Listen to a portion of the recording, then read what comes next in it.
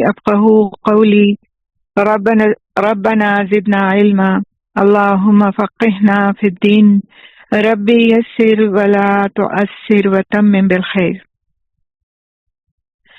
اللہ تعالیٰ کی حمد اس بات کی سب سے زیادہ حقدار ہے کہ اس سے کلام کی ابتدا کی جائے، اور سب سے بہترین حمد کے کلمات وہ ہیں جن کلمات کے ساتھ اللہ سبحانہ تعالیٰ نے خود اپنی حمد بیان کی ہے۔ ہم بھی انہی کے ساتھ اس کی حمد بیان کرتے ہیں۔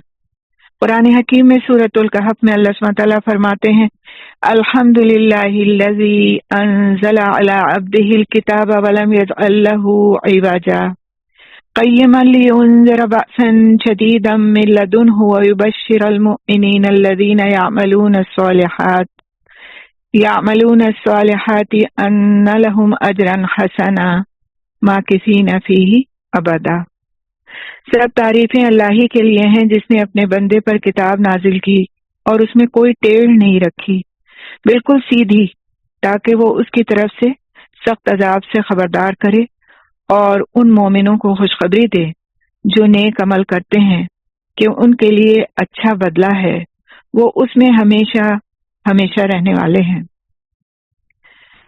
اور سب تعریفیں اس اللہ کے لیے ہیں جس کی ملکیت میں وہ سب کچھ ہے جو آسمانوں اور زمین میں ہے، اور آخرت میں بھی سب تعریفیں اسی کے لیے ہیں، اور وہ خوب حکمت والا، خوب باخبر ہے۔ وہ جانتا ہے جو کچھ زمین میں داخل ہوتا ہے اور جو کچھ اس سے نکلتا ہے، اور جو آسمان سے اترتا ہے اور جو کچھ اس میں چڑھتا ہے، اور وہ نہایت رحم کرنے والا، بہت بخشنے والا ہے۔ سورہ سبا میں اللہ سبحانہ تعالیٰ نے فرمایا الحمد للہ الذی لہ ما فی السماوات وما فی الارض ولہ الحمد فی الآخرۃ وہو الحکیم الخبیر یعلم ما یلج فی الارض وما یخرج منہا وما ینزل من السماء وما یعرج فیہا وہو الرحیم الغفور۔ اللہ تعالیٰ کا بہت بڑا احسان ہے کہ اللہ تعالیٰ نے مجھے اور آپ کو اپنے اس راستے پر چلنے کی توفیق عطا فرمائی، اور ہم سب بہنوں کو اس بات کی توفیق عطا فرمائی کہ ہم مل جل کر اکٹھا ہو کر اس کے کلام ہدایت کو پڑھیں، سیکھیں اور اس پر عمل کی نیت رکھیں۔ اللہ تعالیٰ کی رحمتیں اور درود محمد صلی اللہ علیہ وسلم پر جو اس کے بندے، رسول اور نبی ہیں، اور اس کی وحی اور اس کے بندوں پر امین ہیں۔ ایسی رحمتیں اور درود جو رسول اکرم صلی اللہ علیہ وسلم کے لیے خوشی، ہمارے لیے بخشش کا باعث، اور آپ صلی اللہ علیہ وسلم کے آل پر بھی رحمتیں اور ڈھیروں پاکیزہ درود و سلام ہو۔ اللہ سبحانہ تعالیٰ اپنے نبی صلی اللہ علیہ وسلم پر بے شمار نعمتیں، رحمتیں اور برکتیں نازل فرمائے جن کے ذریعے سے یہ کلام ہدایت ہم تک پہنچا، اور اللہ تعالیٰ ہمیں اس کی قدر کی توفیق عطا فرمائے۔ اللہ عز و جل نے اپنے نبی صلی اللہ علیہ وسلم پر قرآن نازل فرمایا، اور آپ صلی اللہ علیہ وسلم پر جو کچھ نازل فرمایا اس کی فضیلت بھی آپ صلی اللہ علیہ وسلم کو سکھا دی، اور اس نے اپنی کتاب میں اور اپنے رسول صلی اللہ علیہ وسلم کی زبان کے ذریعے یا اپنے رسول صلی اللہ علیہ وسلم کی زبانی اپنی مخلوق کو سکھایا کہ بلا شبہ قرآن ہر اس شخص کے لیے حفاظت ہے جو اس کے ذریعے حفاظت طلب کرتا ہے، اور اس کے لیے ہدایت ہے جو اس کے ذریعے ہدایت طلب کرتا ہے، اور جو اس کے ذریعے غنا کا طلبگار ہے اس کو غنی کرتا ہے، اور اس کے لیے آپ سے تحفظ ہے جو اس قرآن کی پیروی کرتا ہے، اور جو اس سے نور حاصل کرتا ہے یہ اس کے لیے نور ہے، اور اس کے لیے شفا ہے جو سینوں میں ہے، اور مومنوں کے لیے ہدایت اور رحمت ہے۔ پھر اللہ سبحانہ تعالیٰ نے سورۃ آل عمران میں اپنے بندوں کو حکم دیا، اپنی مخلوق کو حکم دیا کہ وہ اس پر ایمان لائیں اور اس کے محکم احکامات پر عمل کریں، بس اس کے حلال کردہ کو حلال جانیں اور اس کے حرام کردہ کو حرام ٹھہرائیں، اور اس کے متشابہات پر ایمان لائیں اور اس کی مثالوں سے عبرت حاصل کریں، اور کہیں، کیا کہیں؟ آمنا بہ کل من عند ربنا، ہم اس پر ایمان لائے، سب کچھ ہمارے رب کی طرف سے ہے۔ پھر اللہ سبحانہ تعالیٰ نے اس کی تلاوت کرنے اور اس پر عمل کرنے کی وجہ سے ان کو آگ سے نجات دینے اور جنت میں داخل کرنے کا وعدہ فرمایا۔ اللہ سبحانہ تعالیٰ نے اپنی مخلوق کو اس بات کی طرف متوجہ کیا کہ جب وہ اس کی کتاب کی تلاوت کریں تو وہ اس میں تدبر کیا کریں اور اپنے دلوں کی گہرائی سے اس میں غور و فکر کریں، اور جب دوسرے لوگوں سے اس کو سنیں تو کان لگا کر اچھی طرح سنیں۔ پھر اللہ سبحانہ تعالیٰ نے اس پر ان سے بھاری ثواب کا وعدہ کیا ہے۔ بس ساری حمد و ثنا اسی رب کے لیے ہے۔ پھر اللہ سبحانہ تعالیٰ نے اپنی مخلوق کو بتایا کہ جو قرآن کی تلاوت کرے گا اور اس کے ساتھ اپنے مولا کریم سے تجارت کا ارادہ کرے گا تو اللہ تعالیٰ اس کو ایسا نفع دے گا جس کے بعد کوئی اور نفع نہیں ہے، اور اللہ اس کو اس تجارت کی برکت سے دنیا اور آخرت میں آگاہ کرے گا۔ اللہ عز و جل کا فرمان ہے، ان الذین یتلون کتاب اللہ واقاموا الصلاۃ وانفقوا مما رزقناہم سرا وعلانیۃ یرجون تجارۃ لن تبور لیوفیہم اجورہم ویزیدہم من فضلہ انہ غفور شکور۔ سورہ فاطر کی آیت نمبر 29 and 30۔ بے شک جو لوگ اللہ کی کتاب کی تلاوت کرتے ہیں اور نماز قائم کرتے ہیں اور جو رزق ہم نے انہیں دیا ہے اس میں سے پوشیدہ اور اعلانیہ خرچ کرتے ہیں، وہ ایسی تجارت کی امید رکھتے ہیں جو ہرگز تباہ نہیں ہوگی، تاکہ وہ انہیں ان کے اجر پورے پورے دے اور اپنے فضل سے انہیں مزید بھی عطا کرے۔ بے شک وہ بہت بخشنے والا نہایت قدردان ہے۔ اللہ سبحانہ تعالیٰ فرماتے ہیں قرآن حکیم میں، ان ھذا القرآن یہدی للتی ہی اقوم ویبشر المؤمنین الذین یعملون الصالحات ان لهم اجرا کبیرا وان الذین لا یؤمنون بالآخرۃ اعتدنا لهم عذابا علیما۔ سورہ اسراء کی آیت نمبر 9 and 10 ہے۔ ترجمہ، بے شک یہ قرآن ایسی راہ دکھاتا ہے جو سب سے زیادہ سیدھی ہے، اور ان مومنوں کو جنہوں نے نیک عمل کیے خوشخبری دیتا ہے کہ ان کے لیے بہت بڑا اجر ہے، اور یہ کہ وہ لوگ جو آخرت پر ایمان نہیں لاتے ہم نے ان کے لیے دردناک عذاب تیار کر رکھا ہے۔ اللہ سبحانہ تعالیٰ ہم سب کو محفوظ رکھے اس عذاب سے۔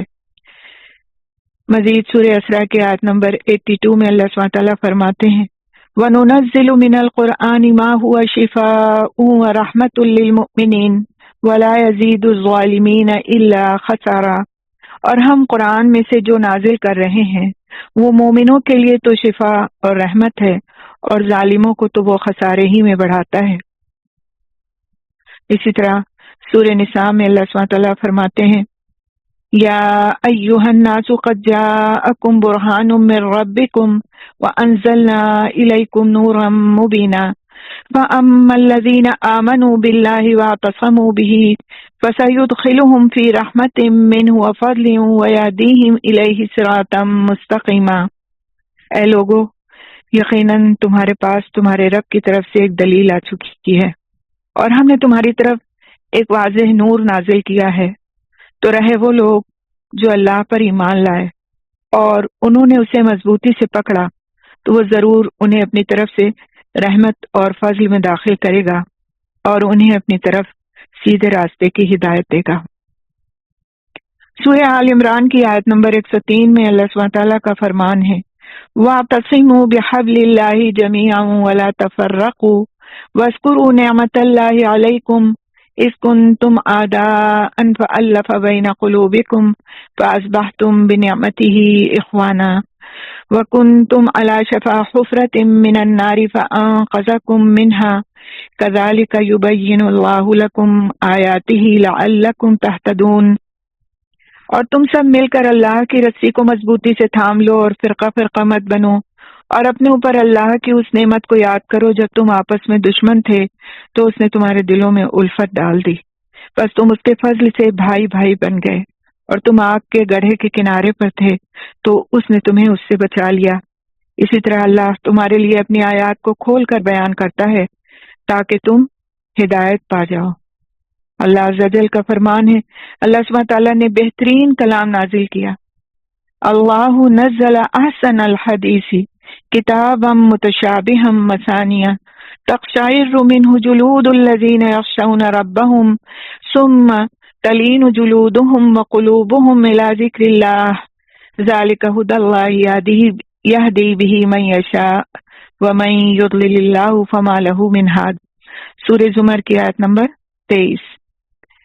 اللہ نے بہترین کلام نازل کیا، ایسی کتاب جس کی آیات باہم ملتی جلتی ہیں، بار بار دہرائی جانے والی ہیں، جن سے ان لوگوں کی کھالوں کے رونگٹے کھڑے ہو جاتے ہیں جو اپنے رب سے ڈرتے ہیں، پھر ان کی کھالیں اور ان کے دل اللہ کی یاد کی طرف نرم ہو جاتے ہیں۔ یہی اللہ کی ہدایت ہے، وہ اس کے ذریعے جسے چاہتا ہے ہدایت دیتا ہے، اور جسے اللہ گمراہ کر دے تو اسے کوئی ہدایت دینے والا نہیں۔ اللہ محفظنا، اللہ تعالیٰ تو ہم سب کو ہدایت نصیب فرما۔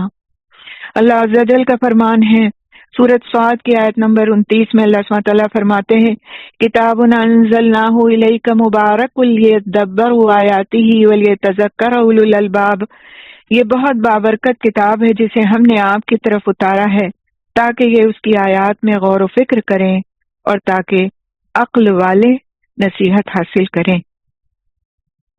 پھر یقیناً اللہ تعالیٰ نے ہر اس شخص سے وعدہ کیا ہے جو اس کے کلام کو غور سے سنتا ہے، پھر سنتے وقت بہترین ادب اپناتا ہے اور عبرت حاصل کرنے کے لیے خوبصورت طریقے سے غور و فکر کرتا ہے، ایسی غور و فکر جو اس کلام کی اتباع کرنے کے لیے واجب و لازم ہے اور اس پر عمل بھی کرتا ہے، تو اللہ سبحانہ تعالیٰ اس شخص کو اپنی طرف سے ہر خیر کی خوشخبری دیتا ہے، خالی خیر کی نہیں، ہر خیر کی خوشخبری دیتا ہے، اور اس پر عمل اور اس پر اللہ تعالیٰ نے اس سے بہترین ثواب کا وعدہ فرمایا ہے۔ اللہ سبحانہ تعالیٰ فرماتے ہیں وَبَشِّرْ عِبَادِ الَّذِينَ يَسْتَمِعُونَ الْقَوْلَ وَيَتَّبِعُونَ أَحْسَنَهُ أُولَئِكَ الَّذِينَ هَدَاهُمُ اللَّهُ وَأُولَئِكَ هُمْ أُولُو الْأَلْبَابِ۔ بس میرے بندوں کو خوشخبری دے دیجئے۔ کن بندوں کو؟ وہ جو غور سے بات سنتے ہیں، پھر وہ اس میں سے بہترین بات کی پیروی کرتے ہیں، یہی وہ لوگ ہیں جنہیں اللہ نے ہدایت دی، اور یہی لوگ عقل والے ہیں۔ بس ہمارے رب کا سارا کلام ہر اس شخص کے لیے خوبصورت ہے جو اس کی تلاوت کرتا ہے، اور اس کے لیے بھی جو اس کو توجہ سے سنتا ہے، اور اللہ خوب جانتا ہے یہ ان لوگوں کی صفت ہے کہ جب وہ قرآن کو سنتے ہیں تو وہ قرآن میں سے سب سے بہترین کی پیروی کرتے ہیں، اور اس کے ذریعے وہ اللہ سبحانہ تعالیٰ کا قرب حاصل کرتے ہیں جس کی جانب ان کے مہربان رب نے ان کی رہنمائی فرمائی ہے۔ وہ اس کے ذریعے اس کی رضا کے طلبگار ہوتے ہیں اور اس کی رحمت کی امید رکھتے ہیں۔ وہ اللہ سبحانہ تعالیٰ کے اس فرمان کو سنتے ہیں وَإِذَا قُرِئَ الْقُرْآنُ فَاسْتَمِعُوا لَهُ وَأَنصِتُوا لَعَلَّكُمْ تُرْحَمُونَ، سورۃ اعراف 204۔ اور جب قرآن پڑھا جا رہا ہو تو اسے غور سے سنو اور خاموش رہو تاکہ تم پر رحم کیا جائے۔ اللہ سبحانہ تعالیٰ ہم سب کو اس بات کی توفیق عطا فرمائے کہ ہم قرآن کو پورے ادب کے ساتھ، اس ادب کے ساتھ جو ہم سے مطلوب ہے، جس کے لیے ہمیں بار بار نصیحت کی گئی ہے، اس طرح بیٹھ کر سکون سے پڑھنے اور سننے والے بنے۔ اب دیکھیں، چلتے پھرتے سن لینا ایک بالکل مختلف بات ہے کہ آپ نے کان میں ہیڈ فون لگا لیا اور آپ اپنے کام کرتے رہے اور آپ نے سن لیا۔ یقیناً سننے کا اجر ہے آپ کے لیے، لیکن اللہ سبحانہ تعالیٰ نے جو ہم سے بات کہی کہ غور سے سنیں، سکون و اطمینان کے ساتھ سنیں، اس نیت سے سنیں کہ جو کچھ ہم سن رہے ہیں اس پر اللہ سے توفیق کے ہم کے طلبگار ہوں، اور اللہ ہمیں توفیق عطا فرمائے کہ وہ ہدایت ہم کو حاصل ہو جس کے لیے قرآن بھیجا گیا، اور ہم بعمل مسلمان بن جائیں۔ تو اس نیت کے لیے ہم سب سے پہلے آج جب اس کلاس کی ابتدا کر رہے ہیں اپنی نیتوں کو خالص کر لیں کہ ہم اس پارے کو پڑھنے کیوں جا رہے ہیں، اس جز کو ہم پڑھنے کیوں جا رہے ہیں، کیونکہ جب تک کوئی مقصد واضح نہیں ہوتا ہم اپنا گول اچیو نہیں کر سکتے، اپنی منزل تک نہیں پہنچ سکتے جب تک مقصد واضح نہیں ہوتا۔ آپ دیکھیں کہ ہم ایک معمولی سا بھی کام کرتے ہیں، مثال کے طور پر ہم گھر کی کلیننگ ہی کر رہے ہوتے ہیں، تو جب تک ہمارا ایک مقصد نہیں ہوتا ہمارے سامنے کہ ہمارا گھر صاف ستھرا ہو جائے، جب تک کہ ہم وہ سارے طور طریقے نہیں اپنا پاتے جو کلیننگ کے لیے ضروری ہوتے ہیں۔ آدمی کا مقصد ہو کلیننگ کرنا اور وہ سجاوٹ شروع کر دے تو کیا کلیننگ اپنے آپ ہو جائے گی؟ نہیں ہو پائے گی۔ جس چیز کا ارادہ ہو، جو ہمارا گول ہو، جو ہمارا مقصد ہو، اسی کے مطابق پھر کام کرنے کی ضرورت ہے۔ اور اس وقت جو ہمارا اس 30 جو اس کو پڑھنے کا ایک سب سے بڑا مقصد ہے، تو ایک نہیں بلکہ اس کے 2-3 مقاصد ہیں۔ تو اس میں پہلا مقصد تو ایک یہی ہے کہ ہم قرآن کو اچھی طرح سمجھیں، اچھی طرح سے اس کو عمل کی نیت سے اس کو پڑھیں اور سنیں، اور پوری دل جمعی کے ساتھ میں اس کو لیں تاکہ ہم اس کے ذریعے سے اپنے اعمال کو بہترین کر سکیں۔ دوسرا ایک جو مقصد ہے جس کی وجہ سے میں نے سورہ بقرہ کے بعد اس بات کو ڈیسائیڈ کیا اور آپ لوگوں کے مشورے سے ہی ڈیسائیڈ کیا کہ ہم 30واں پارہ پہلے پڑھ لیں گے بجائے اس کے کہ ہم وہاں سے کنٹینیویشن رکھیں، تو اس کی بڑی وجہ یہی ہے کہ قرآن کی ان صورتوں کو، یہ جو 37 صورتیں ہیں 30ویں پارے میں، ان کو زیادہ تر نمازوں میں پڑھا جاتا ہے۔ کچھ لوگوں کو 10 صورتیں یاد ہوتی ہیں، کچھ کو 20، کچھ کو 25، کچھ کو پورا پارہ، لیکن بہرحال 30ویں پارے کی جو صورتیں ہیں، جو آیات ہیں، جتنا زیادہ ان کو قرآن میں پڑھا جاتا ہے اتنا زیادہ دوسری اور صورتوں کو نہیں پڑھا جاتا، الا یہ کہ کوئی شخص حافظ ہے اور وہ اپنے حفظ کی بدولت قرآن کی مزید صورتوں اور آیات کو بھی قرآن میں پڑھتا ہے۔ تو ایک جو جنرل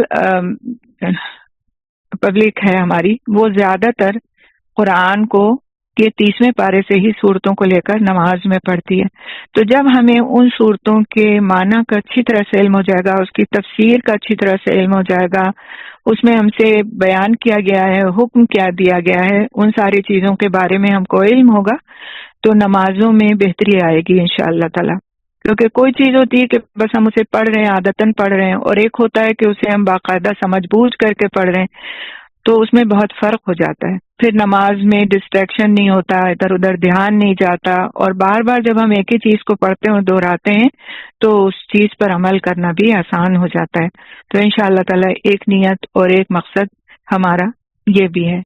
تو ان دونوں مقاصد کو لے کر کے ہم چلتے ہیں انشاءاللہ تعالی، اور پھر ہم دیکھتے ہیں کہ ان مقاصد کو اچیو کرنے کے لیے ہم مزید کیا کر سکتے ہیں۔ تو اس کے لیے 2 چیزیں میں نے آپ کے لیے رکھی ہیں، اور جو بھی میں کسی کو باؤنڈ نہیں کرتی، لیکن بہرحال ہم سب یہاں پر جو نیتیں لے کر کے بیٹھے ہیں، اگر ان تھوڑے سے انسٹرکشنز پر بھی عمل کر لیں گے تو مزید فائدہ حاصل ہوگا۔ آپ کو انشاءاللہ تعالی ایک مائنڈ میپ بھیج رہے ہیں ہم، سورہ بائی سورہ انشاءاللہ اس کو بھیجیں گے، آپ کے گروپ پر بھیج دیا جائے گا، اس کو آپ اپنے پاس کہیں بھی ڈاؤن لوڈ کر لیجئے، اور ایک پھر آپ کو آڈیو بھی بھیجیں گے اس سورہ کی۔ تو پہلے تو آپ وہ مائنڈ میپ دیکھیے، اس آڈیو کو ساتھ میں چلائیے، اس مائنڈ میپ کو سمجھنے کی کوشش کیجیے کہ اس کو کس طرح سے بنایا گیا ہے، کن چیزوں کو اس میں ہائی لائٹ کیا گیا ہے۔ پھر اگر ہو سکے تو آپ کے پاس یہ پورا ویک ہوگا، اس کے لفظی ترجمے کو یاد کرنے کی کوشش کیجیے۔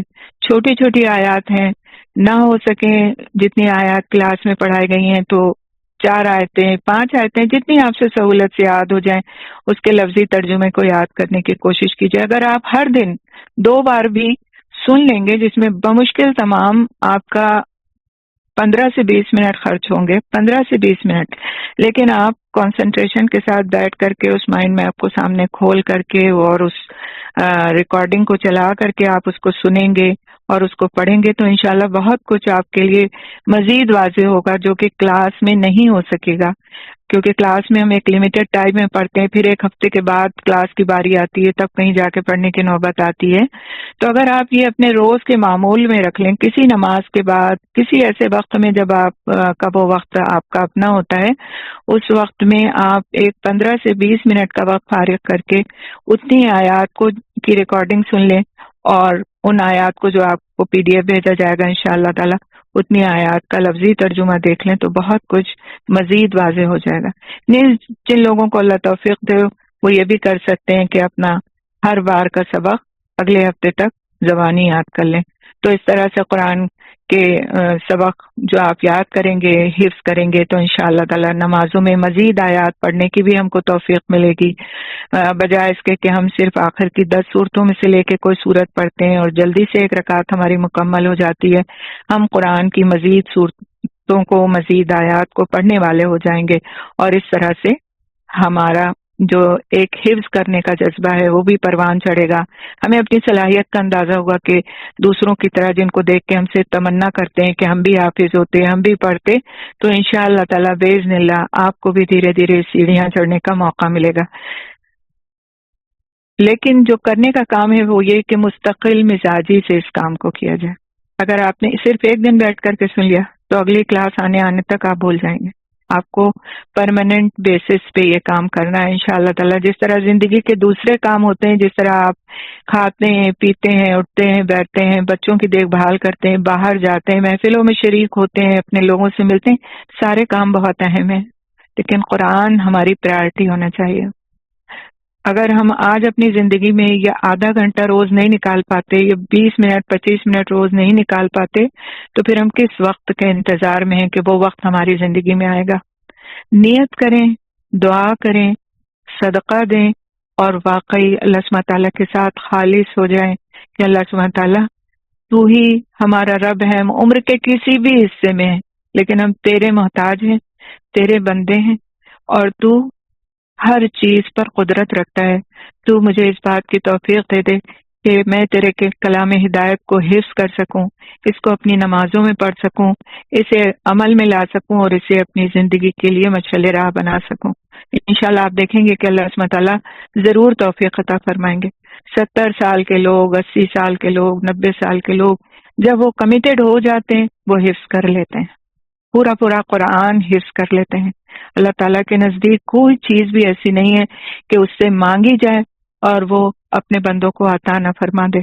بہرحال نیت انسان کی ہونا چاہیے، نیت کر لیں آج سے کہ انشاءاللہ تعالیٰ جس دن ہم سورہ ناس پڑھیں گے اس دن تک ہمارا پورا یہ 30واں پارہ مکمل ہم کو حفظ بھی ہو چکے گا، اس کے لفظی معنی بھی ہم کو آ چکیں گے، اور پھر اس کے ساتھ ساتھ ہم اپنی نمازوں کو انشاءاللہ بہتر بنا سکیں گے۔ تو بس اتنی بات مجھے آج کے لیے آپ سے کہنی تھی۔ انشاءاللہ تعالی اب ہم شروع کریں گے اپنا 30واں پارہ اللہ سبحانہ تعالیٰ کی دی ہوئی توفیق سے۔ اعوذ باللہ من الشیطان الرجیم، بسم اللہ الرحمن الرحیم۔ رب اشرح لی صدری ویسر لی امری واحلل عقدۃ من لسانی یفقہوا قولی، ربنا زدنا علما، اللہم فقہنا فی الدین، ربی یسر ولا تعسر وتمم بالخیر۔ سب سے پہلی سورت 30ویں پارے کی سورت نبا ہے۔ یہ مکی سورت ہے، اس کے 2 رکوع اور 40 آیات ہیں۔ مصحف میں ترتیب کے اعتبار سے اس کا نمبر 78 ہے، اور ترتیب نزولی کے اعتبار سے یعنی کہ جس ترتیب سے صورتیں نازل ہوئیں اس کے اعتبار سے اس کا نمبر 80 ہے۔ اس سورت کا نام سورہ نبا کیوں ہے اس کو ہم دیکھیں گے۔ اس سورت کا نام آیت نمبر 2 سے ماخوذ ہے، یعنی اس آیت سے لیا گیا ہے۔ اس سورت میں بڑی خبر یعنی قیامت اور قیامت کے بعد جب سور پھونک دیا جائے گا اس کے بعد اٹھائے جانے کا ذکر ہے، اس لیے اس کا نام النبا ہے۔ اس سورت میں قیامت اور موت کے بعد کی زندگی کے بہت خوبصورت دلائل دیے گئے ہیں۔ سورت نبا کے بارے میں آپ صلی اللہ علیہ وسلم نے ارشاد فرمایا، سیدنا ابوبکر رضی اللہ تعالیٰ عنہ نے عرض کیا کہ اللہ کے رسول صلی اللہ علیہ وسلم آپ بوڑھے ہو گئے ہیں۔ آپ صلی اللہ علیہ وسلم نے فرمایا، مجھ کو سورہ ہود، سورہ واقعہ، مرسلات، اما یتساءلون اور اذا الشمس کوورت نے بوڑھا کر دیا، یعنی ان میں جو قیامت کی خبریں، عذاب کی آیتیں ہیں، ان سے میں بوڑھا ہو گیا ہوں، یعنی ان کا اتنا اثر ہے میرے اوپر کہ ایسا محسوس ہوتا ہے کہ میں بوڑھا ہو گیا ہوں۔ اور یہ جامع ترمذی کی روایت ہے۔ بسم اللہ الرحمن الرحیم، عما یتساءلون، کس چیز کے بارے میں وہ ایک دوسرے سے سوال کرتے ہیں، کس چیز کے بارے میں وہ ایک دوسرے سے سوال کرتے ہیں۔ تو قریش ایک دوسرے سے پوچھ رہے ہیں، ایک دوسرے سے آپس میں سوال کر رہے ہیں. یعنی لوگ یہاں پہ اللہ سبحانہ تعالیٰ بیان فرماتے ہیں لوگوں کی حالت کہ یہ لوگ کس بات کی کھوج لگانے اور کس چیز کی تحقیق کرنے میں مشغول ہیں. کیا پوچھنے سے بات ان کی سمجھ میں آ جائے گی؟ یعنی یہ جو قیامت کے بارے میں آپس میں پوچھ گچھ کر رہے ہیں، ایک دوسرے سے پوچھ رہے ہیں، تو یہ ان کے سوال جو تھے یہ ایک طرح سے تحقیق ان کا مقصد نہیں تھا، بلکہ مذاق اڑانا ان کا مقصد تھا. کہ جو بات آپ سے کوئی کہے، آپ کو پتہ چل جائے کہ یہ بات صحیح بھی ہے، پھر بھی آپ اسے دوسرے سے اس طرح سے پوچھیں کیا ایسے ہی ہے، تو ایسا ہی لگتا ہے نا کہ مذاق اڑایا جا رہا ہے.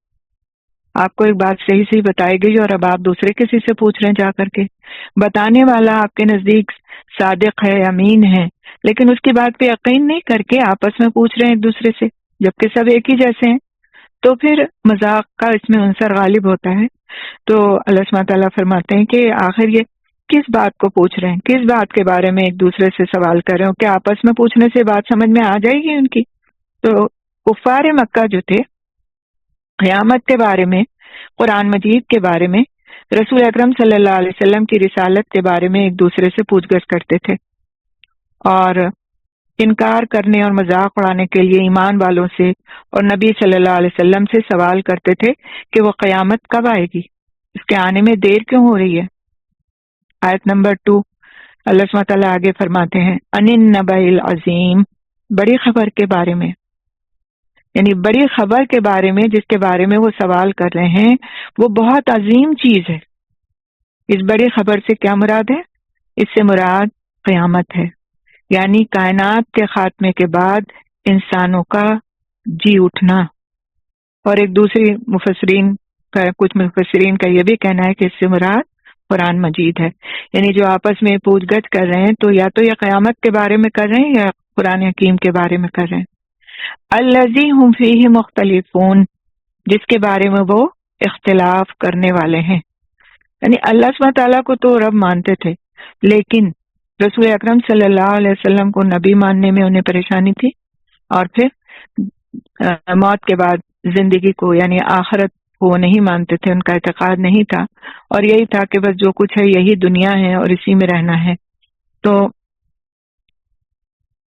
اس آیت میں اللہ سبحانہ تعالیٰ فرماتے ہیں جس کے بارے میں وہ اختلاف کرنے والے ہیں، یعنی جس کے بارے میں لوگوں کے دو گروہ ہیں، ایک مومن اور دوسرے کافر.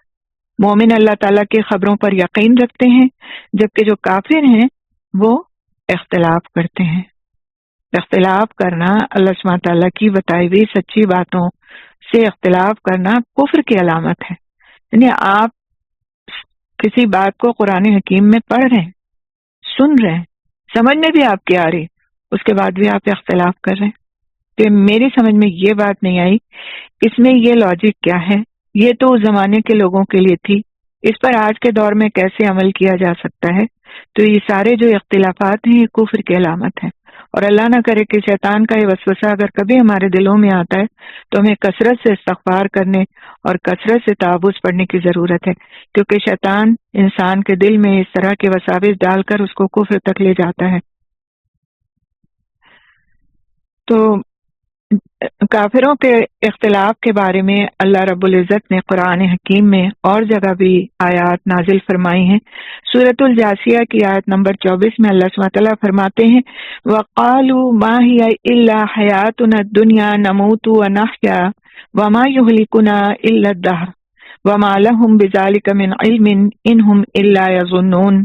اور انہوں نے کہا کہ یہی بس ہماری دنیا کی زندگی ہے، اسی میں ہم مرتے ہیں اور ہم جیتے ہیں، اور ہمیں زمانے کے سوا کوئی ہلاک نہیں کرتا، حالانکہ اس کے بارے میں انہیں کوئی علم نہیں، وہ محض گمان کی باتیں کرتے ہیں. اسی طرح سورۃ مومنون میں اللہ سبحانہ تعالیٰ سورۃ جاثیہ کی آیت نمبر 32 میں اللہ سبحانہ تعالیٰ فرماتے ہیں وَإِذَا قِيلَ إِنَّ وَعْدَ اللَّهِ حَقٌّ وَالسَّاعَةُ لَا رَيْبَ فِيهَا قُلْتُم مَّا نَدْرِي مَا السَّاعَةُ إِن نَّظُنُّ إِلَّا ظَنًّا وَمَا نَحْنُ بِمُسْتَيْقِنِينَ. اور جب کہا جاتا تھا کہ اللہ سبحانہ تعالیٰ کا وعدہ سچا ہے، یقیناً اللہ تعالیٰ کا وعدہ سچا ہے اور قیامت میں کوئی شک نہیں، تو تم کہتے تھے کہ ہم نہیں جانتے کہ قیامت کیا ہوتی ہے. ہم تو ایک معمولی گمان رکھتے ہیں اور ہم پورا یقین کرنے والے نہیں ہیں۔ اسی طرح سورہ مومنون کی آیت نمبر 37 میں اللہ سبحانہ تعالیٰ فرماتے ہیں ان ہی الا حیاتنا الدنیا نموت و نحیا وما نحن بمبعوثین، نہیں ہے یہ مگر ہماری دنیا کی زندگی، ہم یہی مرتے اور جیتے ہیں اور ہم ہرگز اٹھائے جانے والے نہیں ہیں۔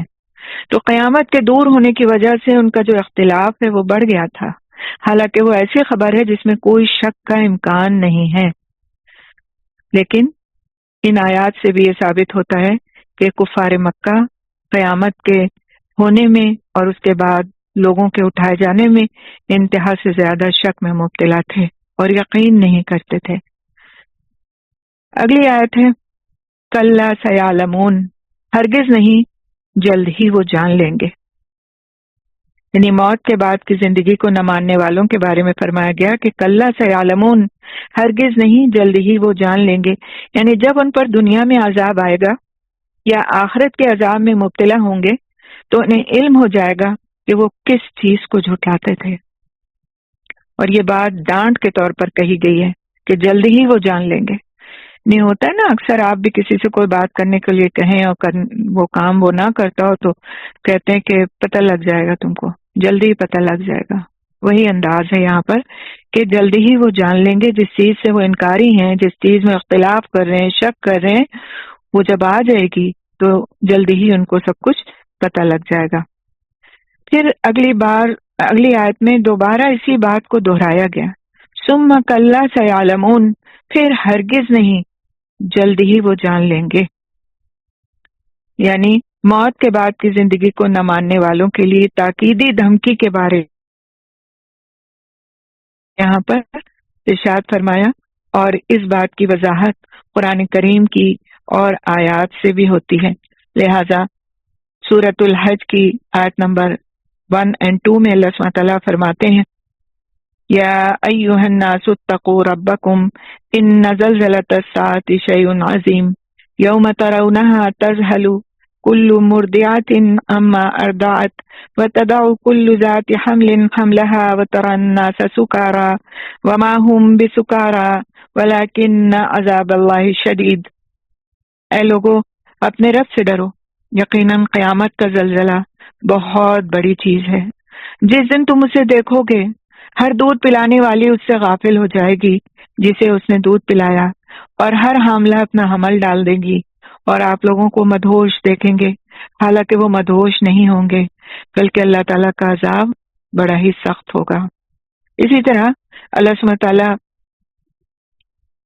مزید فرماتے ہیں قرآن حکیم میں، سورۃ اعراف کی آیت نمبر 187 ہے یسألونک عن الساعة ایان مرساها قل انما علمها عند ربی لا یجلیها لوقتها الا هو ثقلت في السماوات والارض لا تأتيكم الا بغتة یسألونک کأنک حفی عنها قل انما علمها عند اللہ ولکن اکثر الناس لا يعلمون۔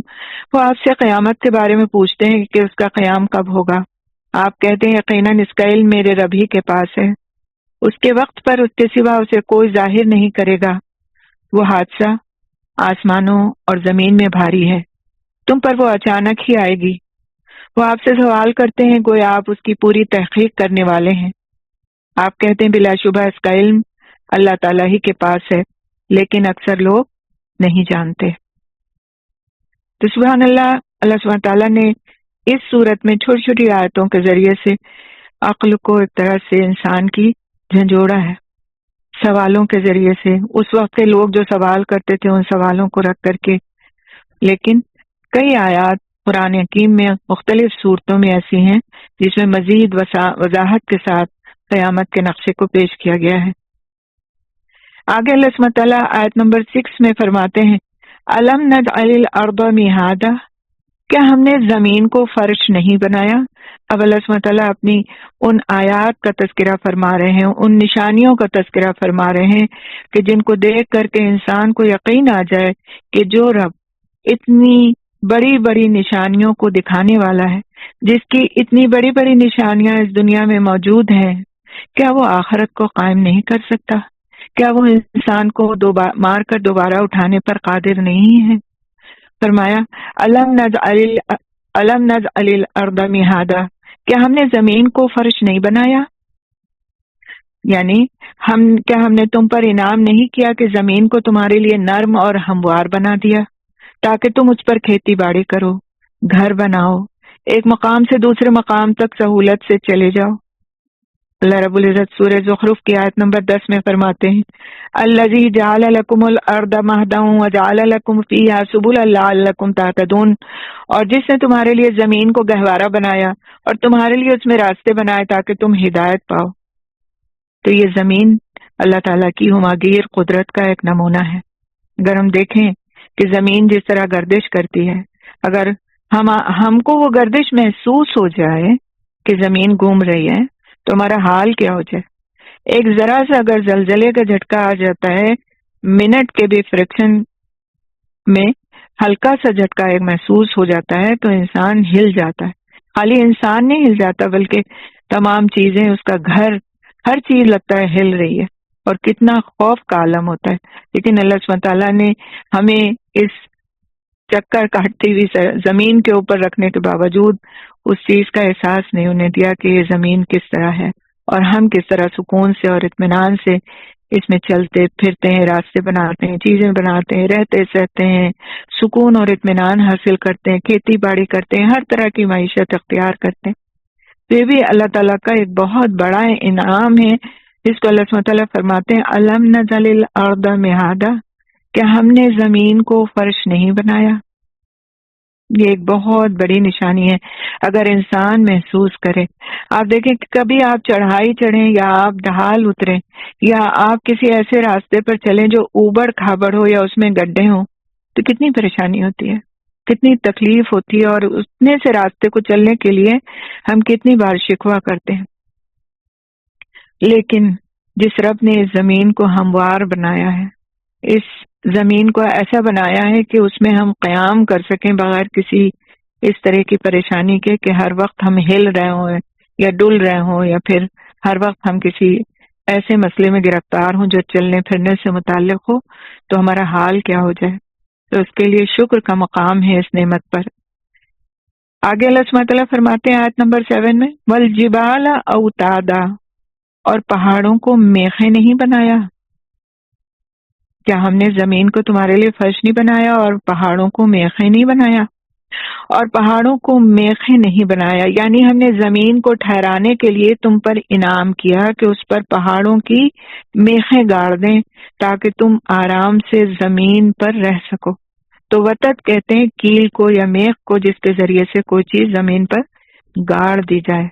تو یہ پہاڑ جو ہیں جس طرح زمین کے اوپر ہمیں نظر آتے ہیں، زمین کے نیچے بھی اسی طرح ان کا ایگزسٹنس ہوتا ہے، اور یہ ایک طرح سے گڑی ہوئی میخ کی طرح سے ہوتے ہیں۔ جیسے کوئی کیل ٹھونکی جائے تو وہ اندر تک چلی جاتی ہے اور پھر اس چیز کو ٹکا دیتی ہے جس چیز کے اوپر اس کو ٹھونکا جاتا ہے۔ اسی طرح سے اللہ سبحانہ تعالیٰ نے پہاڑوں کو، زمین کو ٹکانے کے لیے میخوں کی طور پر گاڑ دیا، اور اللہ تعالیٰ کی ہماگیر قدرت کا ایک نمونہ ہے۔ پہاڑوں کی تخلیق کیا ہے؟ اللہ تعالیٰ کی قدرت کا ایک نمونہ ہے۔ ہم جب پہاڑ دیکھتے ہیں، کسی جیسے آج کل گرمیاں ہیں، کئی لوگ پہاڑوں پر گئے ہوں گے، پہاڑی علاقوں میں گئے ہوں گے، انہوں دیکھا ہوگا، لیکن ہم پہاڑوں کو دیکھتے ہیں تو ان کی خوبصورتی کی تعریف کرتے ہیں کہ ان پہ برف جمی بڑی خوبصورت لگ رہی ہے، تو ان پہ گھاس بڑی خوبصورت لگ رہی ہے، اور بڑے خوبصورت ہوتے ہیں پہاڑی علاقے۔ ہم نے کبھی اس نظر سے بھی ان کو دیکھا ہے کہ اللہ تعالیٰ کی عظیم الشان تخلیق ہے۔ کیا کوئی انسان ایک چھوٹی سی پہاڑی بھی بنا سکتا ہے؟ وہ بلڈنگز چاہے جتنی اونچی سے اونچی بنا لے اللہ کی دی ہوئی عقل کی وجہ سے، لیکن کیا ایک چھوٹی سی پہاڑی کو بھی انسان تخلیق کر سکتا ہے؟ اور کیا زمین کو اس طرح سے ہموار کر سکتا ہے جس طرح اللہ سبحانہ تعالیٰ نے پوری دنیا کی زمین کو انسان کے لیے ہموار کر دیا؟ سبحان اللہ۔ تو یہ اللہ تعالیٰ کی قدرت کی نشانیاں ہیں۔ جب ہم انہیں دیکھیں تو دل کی گہرائیوں سے سبحان اللہ کہنا چاہیے اور الحمدللہ کہنا چاہیے، اور شکر آنا چاہیے کہ یہ ہمارے رب کی نشانیاں ہیں، اور یہ وہ نشانیاں ہیں جن میں سے ایک نقطہ بھر بھی کوئی انسان تخلیق نہیں کر سکتا یا کوئی فرد و بشر نہیں کر سکتا. دنیا کی بڑی سے بڑی قوت بھی اس میں سے کوئی کچھ نہیں کر سکتی. چاہے دنیا کا کوئی بڑے سے بڑا پرائم منسٹر بھی ہو تو وہ اپنے ملک میں کوئی الگ سے کوئی پہاڑ نہیں تعمیر کر سکتا یا کوئی نہر نہیں جاری کر سکتا یا اور کچھ اسی طرح جو اللہ سبحانہ تعالیٰ کی تخلیق ہے اس میں سے کچھ بھی وہ نہیں کر سکتا. تو پھر کون ہے؟ وہ ہمارا رب ہے. ان نشانیوں کو ہمیں بتایا کیوں جا رہا ہے؟ تاکہ رب کی معرفت ہو، رب کی پہچان ہو. کیونکہ جب تک رب کی پہچان نہیں ہوگی، اللہ سبحانہ تعالیٰ کی پہچان نہیں ہوگی، بندہ اپنے رب کے بتائے ہوئے کہے ہوئے احکامات پر عمل نہیں کر سکتا. اس کے دل میں اپنے رب کی وہ عظمت آئے گی ہی نہیں کہ پھر وہ عمل کی طرف متوجہ ہو، عبادت کی طرف متوجہ ہو. لہٰذا ان آیتوں کے ذریعے سے متوجہ کیا جا رہا ہے کہ دیکھو کہ اللہ سبحانہ تعالیٰ نے زمین کو ہموار نہیں بنایا، کیا اس نے پہاڑوں کو میخوں کی طرح نہیں بنا دیا؟ آگے اللہ سبحانہ تعالیٰ فرماتے ہیں وَخَلَقْنَاكُمْ أَزْوَاجًا، اور ہم نے تمہیں جوڑا جوڑا پیدا کیا. یہ بھی اللہ تعالیٰ کی ایک نشانی ہے کہ اور ہم نے تمہیں جوڑا جوڑا پیدا کیا، یعنی ایک ہی جنس سے تمہارے جوڑے بنائے، مرد اور عورت، تاکہ تم ایک دوسرے سے سکون حاصل کرو اور تمہاری اولاد ہو. اللہ رب العزت فرماتے ہیں سورۃ روم کی آیت نمبر 21 ہے خلق لکم من انفسکم ازواجا لتسکنوا الیہا وجعل بینکم مودۃ ورحمہ ان فی ذلک لآیات لقوم یتفکرون. اور اس کی نشانیوں میں سے ہے کہ اس نے تمہارے لیے تمہاری جنس ہی سے بیویاں پیدا کی تاکہ تم ان سے سکون حاصل کر سکو، اور اس نے تمہارے درمیان محبت اور رحمت رکھ دی. بلا شبہ اس میں ان لوگوں کے لیے بہت سی نشانیاں ہیں جو غور و فکر کرتے ہیں. انسان کی جوڑا جوڑا تخلیق اللہ تعالیٰ کی ہماگیر قدرت کا ایک نمونہ ہے. سورہ نساء کی آیت نمبر 1 میں اللہ سبحانہ تعالیٰ فرماتے ہیں یا ایھا الناس اتقوا ربکم الذی خلقکم من نفس واحدۃ وخلق منها زوجها وبث منهما رجالا كثيرا ونساء واتقوا الله الذي تساءلون به والارحام ان الله كان عليكم رقيبا. اے لوگو اپنے رب سے ڈرو جس نے تمہیں ایک جان سے پیدا کیا اور اسی سے اس کی بیوی پیدا کی، اور اس نے ان دونوں سے بہت سے مرد اور عورتیں پھیلا دیے. اور اللہ تعالیٰ سے ڈر کر رہو جس کے واسطے سے تم ایک دوسرے سے سوال کرتے ہو، اور رشتہ داری کو بگاڑنے سے بھی ڈرو. بلا شبہ اللہ تعالیٰ تم پر ہمیشہ سے پورا نگہبان ہے. تو یہ جو اپنے ہم جنس سے ہی جوڑا پیدا کرنا ہے، جوڑا بنانا ہے، مرد اور عورت کو ایک دوسرے کے لیے آپس میں اس طرح سے جوڑنا ہے کہ ان میں آپس میں محبت بھی ہو، آپس میں ایک دوسرے کے لیے رحمت بھی ہو، سکون بھی ہو. یہ بھی اللہ تعالیٰ کی طرف سے ایک بہت بڑی نعمت اور نشانی ہے. وَخَلَقْنَاكُمْ أَزْوَاجًا، اور ہم نے تمہیں جوڑا جوڑا پیدا کیا. آپ سوچیں کہ ایک لمحے کے لیے اگر آپ تصور کریں کہ اگر انسان کا جوڑا کسی جانور سے بنا دیا جاتا، یا انسان کا جوڑا کسی پرندے سے بنا دیا جاتا، یا انسان کا جوڑا کسی جن سے بنا دیا جاتا، تو کیا وہ سکون اور وہ رحمت اور وہ محبت ہو سکتی تھی؟ کبھی بھی نہیں ہو سکتی تھی. ایک خوف اور دہشت ہوتی انسان کے اندر کہ کیا ہونے لگا ہے میرے ساتھ. لیکن اللہ سبحانہ تعالیٰ نے اس سکون کو پانے کے لیے جو اس نے مرد اور عورت کے درمیان رکھ دیا، اللہ تعالیٰ نے ایک انسان کا جوڑا دوسرے انسان کے ساتھ بنایا. جو کہ ہم اس چیز کو بچپن سے دیکھتے چلے آتے ہیں اس لیے ہمیں اس نعمت کا احساس نہیں ہوتا، لیکن حقیقت میں ایک بہت بڑی نعمت ہے کہ اللہ سبحانہ تعالیٰ نے تمہیں جوڑا جوڑا پیدا کیا، تمہارے ہی ہم جنسوں میں تمہارے لیے تمہارا اسپاؤس رکھا تاکہ تم اس سے سکون اور اطمینان حاصل کرو اور تمہاری نسل کی افزائش ہو سکے. سبحان اللہ، یہ بھی اللہ تعالیٰ کی نعمتوں میں سے ایک نعمت ہے. پھر اگلی نعمت کا اللہ سبحانہ تعالیٰ تذکرہ فرماتے ہیں وَجَعَلْنَا نَوْمَكُمْ سُبَاتًا، اور ہم نے تمہاری نیند کو باعث آرام بنایا. نیند کو باعث آرام بنایا، یعنی تمہاری نیند کو آرام اور راحت کا ذریعہ بنایا. یہ نیند ہے جو تمہارے کاموں کو منقطع کرا دیتی ہے، اگر وہ کام ہمیشہ جاری رہے تو تمہارے بدن میں تکلیف، تمہارے جو بدن ہے وہ تکلیف میں آ جائے۔ کیا یہ خواب اور بیداری موت کے بعد کی زندگی کی نشانی اور اللہ تعالیٰ کی قدرت کے کمال کی دلیل نہیں ہے؟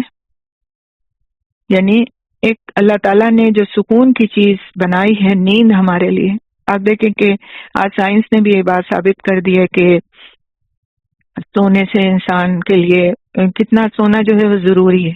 یعنی اگر آپ کا جسم کبھی بے چین ہوتا ہے اور آپ کی نیند پوری نہیں ہوتی، یا بعض وقت بہت سے لوگ اس بیماری کا شکار ہوتے ہیں کہ انہیں نیند نہیں آتی، ان سے پوچھیں، ان کو پتہ ہے کہ نیند کتنی بڑی نعمت ہے، کہ جن کو نیند نہیں آتی اور وہ سلیپنگ پلس لے کر کے سو رہے ہوتے ہیں، ان کو اندازہ ہے کہ اگر وہ خود سے سو سکیں تو نیند کیا نعمت ہے۔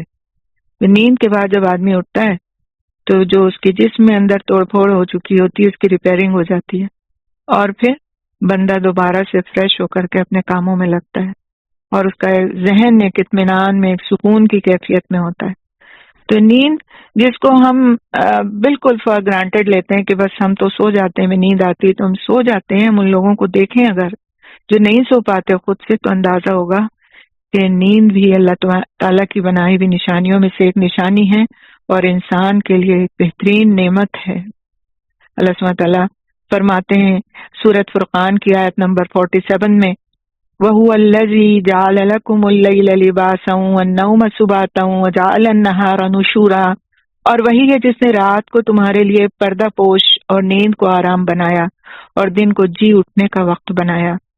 اسی طرح سورۃ زمر کی آیت نمبر 42 میں اللہ سبحانہ تعالیٰ فرماتے ہیں، اللہ یتوفی الانفس حین موتها والتی لم تمت فی منامها فیمسک التی قضى علیها الموت ویرسل الاخرى الى اجل مسمى ان فی ذلک لآیات لقوم یتفکرون۔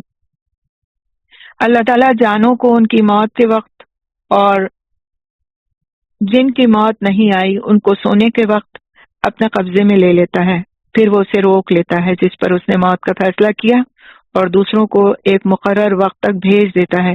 یقیناً اس میں ان لوگوں کے لیے نشانیاں ہیں جو غور و فکر کرتے ہیں۔ آپ دیکھیں نیند کو کیا کہا جاتا ہے؟ ایک چھوٹی موت کہا جاتا ہے۔ دنیا میں روزانہ سینکڑوں اموات ایسی ہوتی ہیں کہ کوئی سو گیا اور پھر اس کے بعد وہ سوتے میں ہی اللہ کو پیارا ہو گیا اور اٹھ نہیں پایا۔ اسی لیے ہمیں سونے سے پہلے کی دعائیں سکھائی گئی کہ ہم وضو کے ساتھ سوئیں، ہم استغفار کر کے سوئیں، ہم دعائیں پڑھ کے سوئیں، کیونکہ اگر خدا نخواستہ ہمارے مقدر میں دوبارہ اٹھنا نہیں ہے تو کم از کم وہ اذکار ہمارے ساتھ جائیں جو ہم پڑھ کر کے سوئے ہیں۔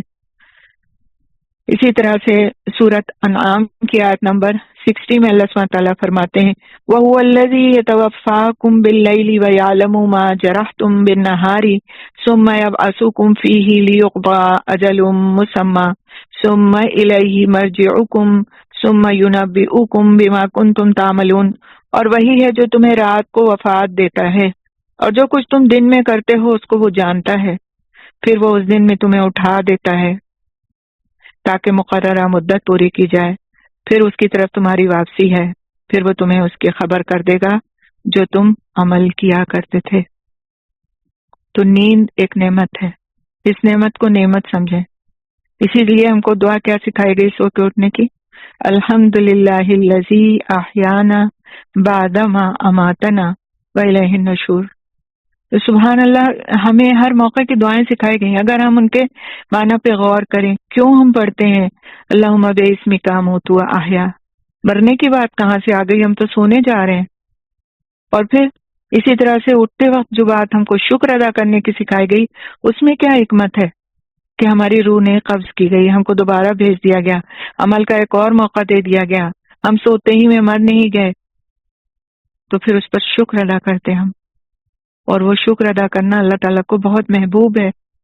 انسان کا سونا بھی عبادت بن جاتا ہے اگر وہ دعائیں پڑھ کر اذکار کر کے سوتا ہے، اور پھر اٹھنے کے بعد سب سے پہلا نام جو وہ لیتا ہے، سب سے پہلا جو شکر وہ ادا کرتا ہے وہ اپنے رب کا کرتا ہے۔ اللہ تعالیٰ ہم سب کو توفیق عطا فرمائے۔ ہمیں خود بھی اس کی عادت ڈالنی چاہیے اور اپنے بچوں کو بھی اس کی عادت ڈلوانی چاہیے۔ جب ایک بار عادت ڈل جاتی ہے نا تو پھر انسان آٹومیٹیکلی ان کاموں کو کرنے لگ جاتا ہے۔ اور یہ اتنی بہت سی چیزیں ایسی آتی ہیں کہ جو بڑی عبرت کی ہوتی ہیں. ابھی حال میں ہی ایک واقعہ ایسا ہوا کہ خاتون اپنے گھر میں اکیلی رہتی تھی، بہت ایسے عمر والی بھی نہیں تھی، اکیلی رہتی تھی. بچیوں کو 3 بیٹیاں تھیں، ان کی شادیاں ہو چکی تھیں، تو ان کو بڑی فکر رہتی تھی اپنی والدہ کی کہ ان کے پاس تو نہیں رہ سکتی، لیکن ان کی فکر رکھیں. تو انہوں نے گھر میں CCTV کیمرے لگا دیے تھے ان کے، اور وہ اس سے ان کا دیکھ بھال کرتی رہتی تھی کہ اب یہ فلاں فلاں اس طرح سے رہ رہی ہیں، اس طرح رہ رہی ہیں، تاکہ وہ ان کے پاس آتی جاتی رہیں اور ان کے خدمت میں کمی نہ ہو. بہرحال ہر ایک اپنے طریقے کرتا ہے جو اس سے کیے جا سکتے ہیں. تو ایک دن ایسا ہوا کہ صبح ان کی بیٹی کے پاس فون آیا کہ وہ ملازمہ نے فون کیا کہ میں باہر کھڑی ہوں اور دروازہ نہیں کھل رہا. تو ان کی بیٹی کو فکر ہوئی تو وہ فوراً پہنچی وہاں پر. تو انہوں نے دیکھا کھٹکھٹایا، بہت کھٹکھٹایا، دروازہ نہیں کھلا. تو پھر یہ کہ انہوں نے بلا کر کے تو دروازہ توڑوایا، لاک توڑوایا، اندر پہنچی تو دیکھا کہ ان کی والدہ جو ہیں وہ بیڈ پر بیٹھی ہوئی ہیں، ٹیک لگی ہوئی ہے، بیٹھی ہیں اور سامنے ٹی وی چل رہا ہے. نہ جانے رات کے کس پہر ان کا انتقال ہو گیا، ان کے سامنے ٹی وی چل رہا تھا. اللہ بہتر جانے وہ کیا دیکھ رہی تھی، کیا نہیں دیکھ رہی تھی. اور بچیوں نے اگر دیکھا بھی ہوگا تو ان کو یہ سمجھ میں آیا ہوگا کہ والدہ تو میری ہماری بیٹھی بھی ہیں اور جاگ رہی ہیں. تو انہوں نے سوچا بھی نہیں کہ اس طرح سے بیٹھے بیٹھے اور اس طرح سے وہ چلی جائیں گی، ان کا وقت پورا ہو جائے گا. تو انسان کو ہر وقت جو ہے وہ خوف زدہ اس بات سے کا خوف رکھنا چاہیے اپنے دل کے اندر کہ نہ جانے موت کا کون سا ہمارا لمحہ ہے جو ہمارے پاس کسی بھی وقت آ سکتا ہے، سوتے میں بھی، جاگتے میں بھی. اور اللہ تعالیٰ نے جو ہمیں خبردار کیا ہے بار بار اور بار بار، تو ہمیں اس سے سبق لینا چاہیے. اور اس طرح کے عبرت آموز واقعات سے بھی ہمیں سبق لینا چاہیے کہ دیکھیں آپ کے اتنی احتیاطوں کے باوجود کسی کو خبر نہیں ہو سکی کہ وہ کس حال میں ہے، اور اللہ سبحانہ تعالیٰ کو نے ان کے لیے جو مقدر کیا تھا وہ اسی طرح پورا ہوا جس طرح ہونا تھا. اللہ سبحانہ تعالیٰ سے دعا ہے کہ ہم سب کو اچھی موت نصیب فرمائے، ہمارے اپنوں کے درمیان کلمہ طیبہ کے ساتھ ہمیں آسان موت عطا فرمائے. آگے چلتے ہیں انشاءاللہ تعالیٰ. اگلی آیت ہے آیت نمبر 10. اعوذ باللہ من الشیطان الرجیم. وجعلنا اللیل لباسا، اور ہم نے رات کو پردہ پوش بنایا. پردہ پوش کس طرح بنایا؟ جیسے آدمی کپڑا اوڑھ کر اپنے بدن کو چھپا لیتا ہے، اسی طرح رات کی تاریکی مخلوق کی پردہ داری کرتی ہے. اور جو کام چھپانے کے لائق ہوں عموماً رات کے اندھیرے میں کیے جاتے ہیں، اور حصی طور پر بھی شب کو کپڑا اوڑھنے کی ضرورت دن سے زیادہ ہوتی ہے کیونکہ نسبتاً وہ وقت خنکی اور ٹھنڈک کا ہوتا ہے. یعنی رات سیاہ چادر کی طرح سب پر چھا جاتی ہے جس میں لوگ اپنا کام چھوڑ کر آرام کرتے ہیں. اللہ رب العزت فرماتے ہیں وَاللَّيْلِ إِذَا يَغْشَىٰ، سورۃ لیل کی آیت ہے، آیت نمبر 1. قسم ہے رات کی جب وہ چھا جائے. تو شاعر حضرات بھی جو ہے وہ رات کو پردے سے تشبیہ دیتے ہیں. تو رات جو ہے وہ ایک آرام کی کا وقت بھی بنایا گیا اور ایسا وقت بھی جبکہ باقی چیزوں کی پردہ پوشی تھی. ہم آج کے حالات سے اور ماحول سے اس چیز کو ہو سکتا ہے ریلیٹ نہ کر سکیں کہ کس طرح ایسا ہوتا ہے کہ رات پردہ پوش ہے اور اندھیرا ہو جاتا ہے، کیونکہ اب تو رات کو بھی ہر طرف روشنیاں ہو رہی ہوتی ہیں، بلکہ دن کے مقابلے میں رات کو زیادہ چہل پہل اور پارٹیاں ہو رہی ہوتی ہیں اور دن کو لوگ سوئے پڑے ہوتے ہیں. بالکل الٹا ہی لیا ہم نے معاملات کو اپنے اوپر، تو یہ ہمارا اپنا قصور ہے. لیکن اگر آپ ابھی بھی گاؤں دیہات میں جہاں اس طرح کی الیکٹریسٹی اور سارے مسائل نہیں ہیں وہاں جا کے دیکھیں تو واقعی رات جو ہے وہ رات لگتی ہے. اور حقیقت میں ایک بہت بڑی نعمت ہے کہ رات رات لگے اور دن دن لگے. دن میں انسان اپنے کام نمٹائے، ایکٹیو رہے، اپنے لیے، اپنے نفس کے لیے اور اپنے جیسے بہت سارے لوگوں کے خیر خواہی کے کام کرے، اللہ تعالیٰ کے احکامات کو دوسروں تک پہنچانے والا بنے. اور رات جو اس کے لیے آرام کے لیے بنائی گئی ہے، پردہ پوشی کے لیے بنائی گئی ہے، تو وہ رات میں آرام کرے اور وہ کام جو رات کے لیے کہے گئے ہیں وہ رات میں، اور جو دن کے لیے کہے گئے ہیں ان کو دن میں سر انجام دے. اگلی نشانی اللہ سبحانہ تعالیٰ فرماتے ہیں وَجَعَلْنَا النَّهَارَ مَعَاشًا، اور ہم نے دن کو روزی کمانے کا وقت بنایا. دن کو روزی کمانے کا وقت بنایا، یعنی دن کو روزی کمانے کا وقت بنایا تاکہ لوگ اس میں اللہ تعالیٰ کا فضل تلاش کریں، اور یہ بھی اللہ تعالیٰ کی ہماگیر قدرت کا ایک نمونہ ہے۔ سورۃ یونس کی آیت نمبر 637 میں اللہ سبحانہ تعالیٰ فرماتے ہیں هو الذی جعل لکم اللیل لتسکنوا فیہ والنہار مبصرا ان فی ذلک لآیات لقوم یسمعون، وہی ہے جس نے تمہارے لیے رات بنائی تاکہ تم اس میں سکون حاصل کرو، اور دن کو روشن بنایا، اس میں یقیناً لوگوں کے لیے واقعتاً نشانیاں ہیں جو سنتے ہوں۔ کس کے لیے نشانیاں ہیں؟ جو سنتے ہوں۔ جو سنتا ہی نہیں تو پھر نشانیوں کو وہ سمجھیں گے بھی کیسے؟ اب آج ہی جیسے ہم لوگ سب مل کر کے بیٹھ کے پڑھ رہے ہوں گے، الحمدللہ آپ لوگوں نے دورہ قرآن بھی کیا، آپ لوگ ماشاءاللہ قرآن کے پڑھنے والے لوگ ہیں، لیکن ایک عام بندے سے آپ ایسے شخص سے پوچھئے اگر کہ اس نے کبھی یہ ساری باتیں سنی ہیں تو وہ یقیناً انکار کر دے گا کہ نہیں، میں نے تو ایسے نہ کبھی سوچا نہ میں نے سنا۔ تو جو سنتا ہے پھر اسی کو سمجھ بھی ملتی ہے۔ صبح کا اٹھنا قیامت کے بعد جی اٹھنے کی نشانی ہے۔ اللہ تعالیٰ نے دن کو روشن بنایا تاکہ اس میں معاش کے لیے محنت کی جا سکے۔ اگلی نشانی اللہ سبحانہ تعالیٰ فرماتے ہیں وَبَنَيْنَا فَوْقَكُمْ سَبْعًا شِدَادًا، اور ہم نے تمہارے اوپر 7 مضبوط بنائے، یعنی 7 مضبوط آسمان بنائے۔ رب العزت نے نظام شمسی کی جانب توجہ مبذول کروائی ہے، سولر سسٹم جو ہے، کہ دیکھو کیسے مضبوط اور مزین 7 آسمان بنا دیے ہیں۔ یہ بھی اللہ تعالیٰ کی ہماگیر قدرت کا نمونہ ہے، یعنی تمہارے اوپر 7 آسمان بنائے جو قوت، صلابت اور سختی کی انتہا پر ہیں۔ اللہ تعالیٰ نے اپنی قدرت سے ان کو تھام رکھا ہے، اور اللہ تعالیٰ نے ان کو زمین کے لیے چھت بنایا ہے۔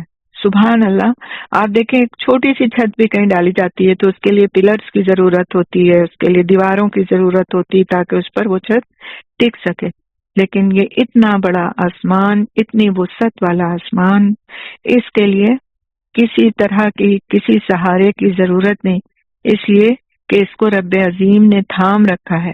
اور پھر ایک آسمان نہیں ہے، یہ تو آسمان دنیا ہے جو ہم کو نظر آتا ہے، اس کے تلے اوپر 7 آسمان، تو آسمان میں سے ہر ایک کا فاصلہ 500 سال کی مسافت جتنا ہے، جو اس کی مضبوطی کی دلیل ہے۔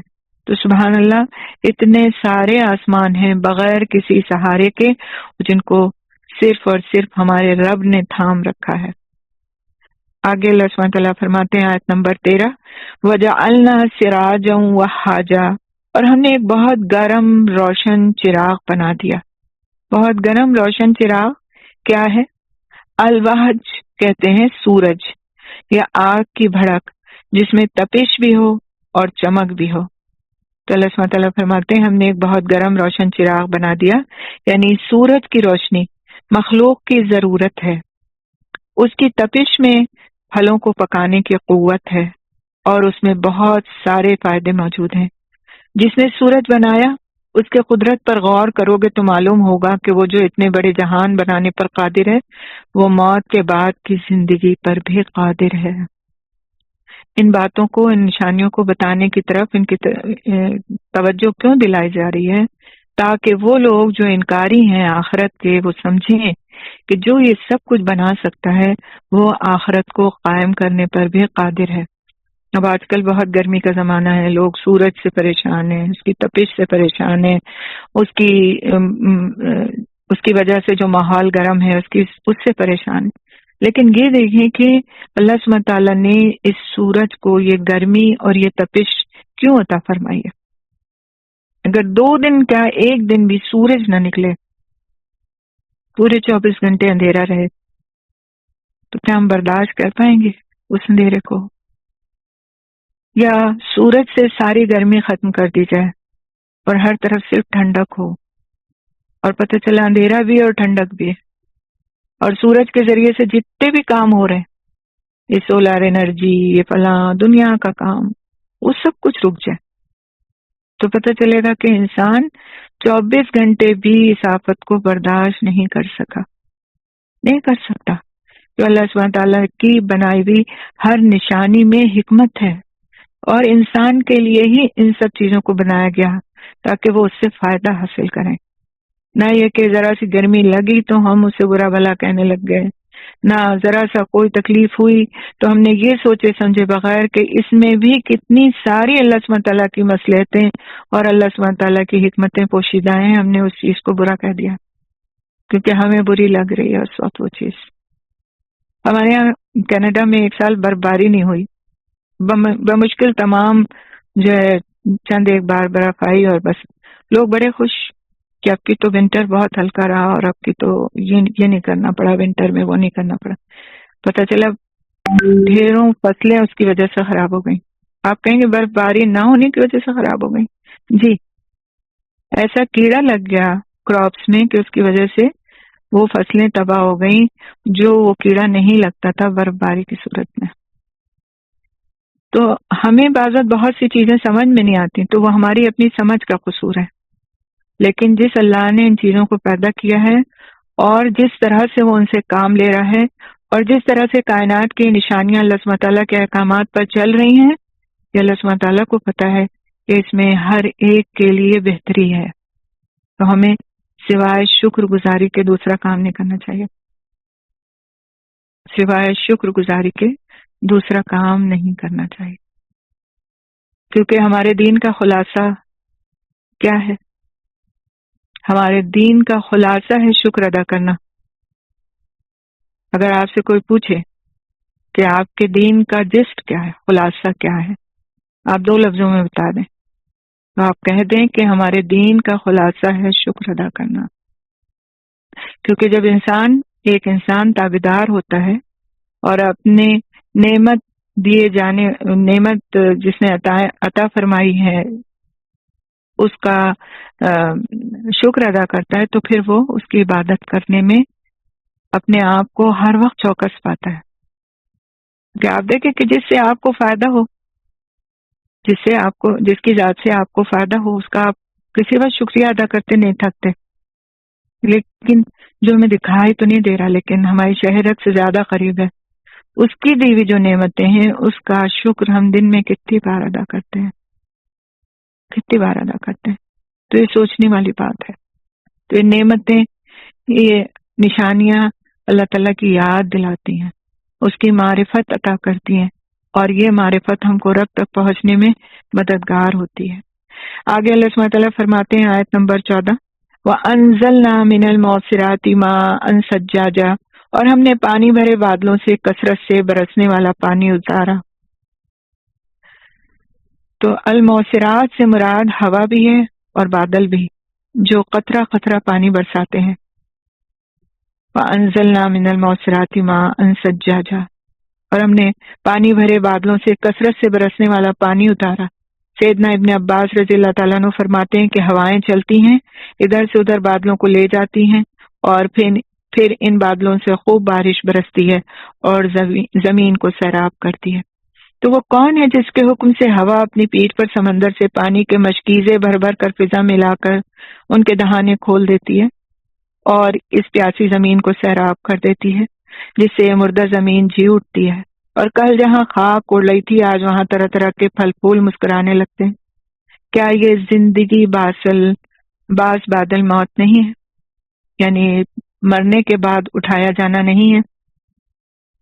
آپ دیکھیے، اگر آپ غور کیجئے کہ خزاں کے زمانے میں جب سارے پتے جھڑ جاتے ہیں، پیڑوں کی شاخیں بالکل خالی ہو جاتی ہیں۔ ہمارے یہاں یہ منظر بہت دیکھنے میں آتا ہے کہ جب خزاں آتی ہے تو کس طرح فالس کا جو موسم ہوتا ہے، پہلے پتے بہت سارے رنگوں کے ہو جاتے ہیں اور اس کے بعد پھر وہ جھڑ جاتے ہیں، اور بعض پیڑوں پر ایک پتا نظر نہیں آتا، اور ادھر بہار کا موسم شروع ہوا اور ادھر اس طرح سے شاخوں میں سے کونپلیں پتوں کی پھوٹنا شروع ہوتی ہیں کہ حیرت ہوتی ہے کہ جیسے اندر کوئی فیکٹری تھی اور یہ سارے بس ایک حکم کے منتظر تھے کہ اللہ کا حکم آ جائے اور ہم اپنے سر نکال لیں شاخوں کے اندر سے۔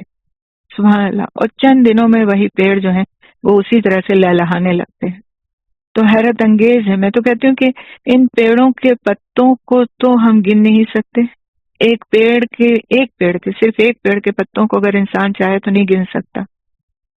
کہاں اتنے پیڑوں کو بنانے والا، تخلیق کرنے والا، ان کو لگانے والا، ان کے پتوں کو جاڑ دینے والا، پھر سے ان میں نئے پتے پیدا کر دینے والا، اور اس میں بھی کیا حکمت ہے، ایک ہی پتے رہتے ہیں اور پھر اس کے بعد وہی آخر تک اس پیڑ کے ساتھ. لیکن اللہ سبحانہ تعالیٰ کے قدرت کے نمونے ہیں. اللہ سبحانہ تعالیٰ چاہتے ہیں کہ ہم دیکھیں، ان سے سبق حاصل کریں کہ آخر یہ سب کیوں ہو رہا ہے، یہ سب کیا ہے. جب ان پیڑوں کے پتے جھڑ جانے کے بعد ان میں پتے آ سکتے ہیں، پھول آ سکتے ہیں، پھل لگ سکتے ہیں. ایک وقت آتا ہے کہ بازار سے وہ پھل غائب ہو جاتا، ہوتا ہی نہیں. پھر ہم اگلے موسم کا انتظار کرتے ہیں. اب آج کل آپ لوگ آم کا جیسے انتظار کر رہے ہوں گے، کچھ آ چکے ہوں گے، کچھ ابھی آنا باقی ہوں گے. ہاں، جاڑوں میں ملتے ہیں تو ہر سال کے 12 مہینے پھل ملتے ہیں، لیکن باقاعدہ طور پہ ملتے ہیں. فصل ہوتی ہے سال کے 12 مہینے نہیں ہوتی نا، کہیں کہیں سے آ جاتے ہیں، وہ ایک الگ بات ہے. تو یہ اللہ سبحانہ تعالیٰ کی کیا قدرت نہیں ہے کہ وہی چیز جو نہیں تھی وہی چیز سے بازار پٹ گئے، اتنی وافر مقدار میں ہو گئی، اور ایک وقت تھا کہ وہ غائب تھی. اور آپ دیکھیں جو بارش کی بات کہی گئی کہ ہم نے پانی بھرے بادلوں سے کثرت سے برسنے والا پانی اتارا.